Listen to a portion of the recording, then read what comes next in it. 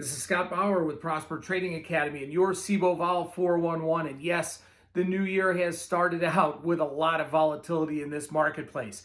Yesterday, total option contract volume was about 41 million, which was about 15% above recent averages. Call to put ratio was about 5 to 4.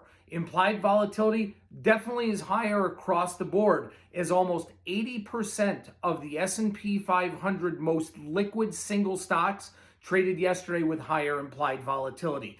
SPX volume yesterday over 2 million contracts with about a 1.5 to 1 put to call ratio. This was up from about 1,600,000 contracts on Friday.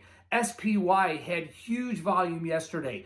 7 million plus contracts traded, put call volume of 4 to 3.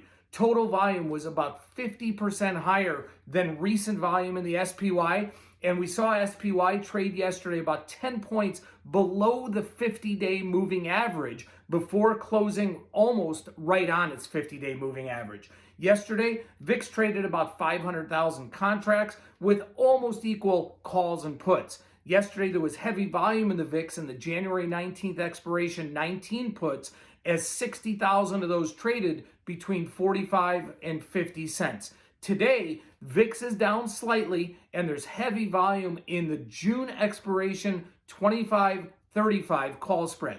Yesterday on the equity side, most traded options were in Apple. The January 14th this week 170 calls traded 150,000 times, and the 175 calls traded 136,000 times. Overall, Apple traded about 1.5 million contracts yesterday, 66% on the call side. Tesla traded 1.4 million contracts, 55% on the call side. Yesterday, spot VIX hit over 23, but settled almost unchanged on the day, just over 19. The January future high yesterday was just over 23, less than the spot, and settled down at 1990. February down at 2170, March at 2305.